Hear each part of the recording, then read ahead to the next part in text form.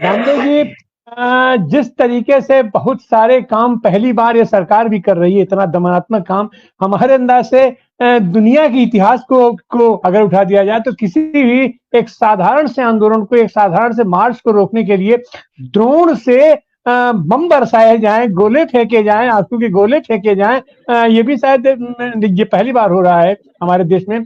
और इस हालत में और शायद ये पहली बार ये भी हो रहा है, किसान मजदूर एक साथ इकट्ठा होकर के आंदोलन के लिए सड़कों पर उतरे हैं। और आंदोलन की यही तो दो ये जबरदस्त फोर्स होती है। उसके बाद तो छात्र आता है, नौजवान आता है, महिलाएं आती हैं, असंतोष सब में है। तो क्या यह सरकार, यह जो एकजुटता बनी है किसान और मजदूरों की, क्या ये उससे घबरा गई है, या ये इसको वाकई अपने नीचे से जमीन खिसकती दिखाई पड़ रही है? सुकमा जामले जी।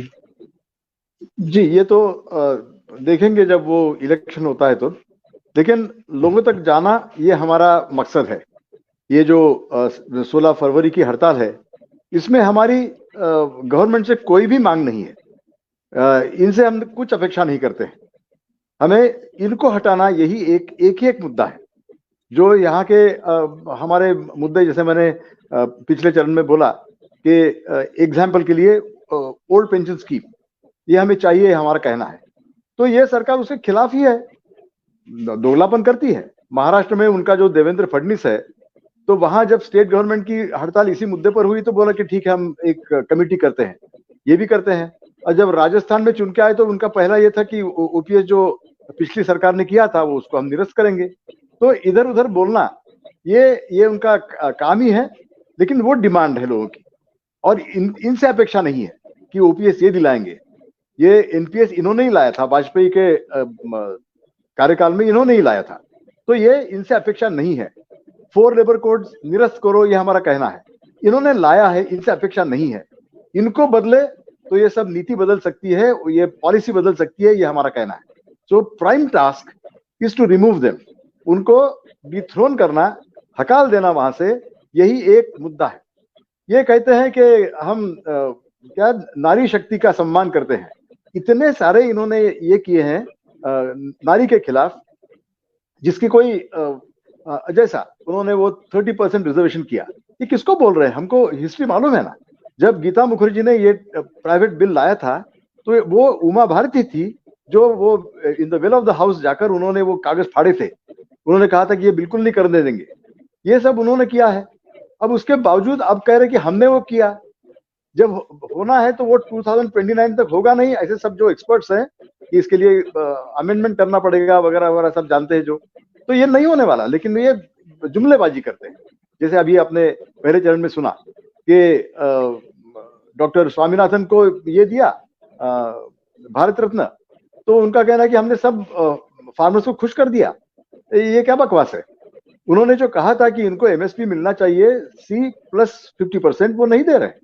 तो वो जिसने कहा उनको भारत रत्न देना, ये किसको उल्लू बना रहे हैं ये? तो ये सब ऐसे नहीं चलेगा। ये जुमलेबाजी करते हैं, ये बार बार साबित हो चुका है।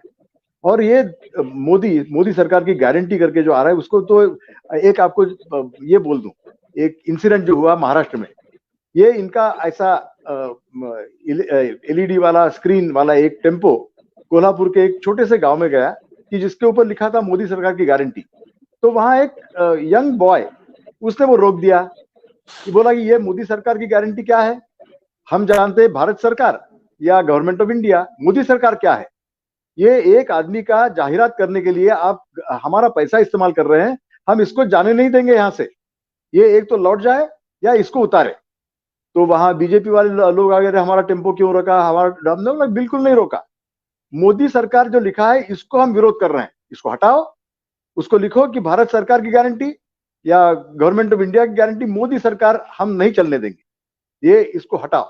तो उनके साथ जो गवर्नमेंट ऑफिशियल्स आए थे डिस्ट्रिक्ट वगैरह के, तो they didn't have any answer, they had to run away, भाग गए वो।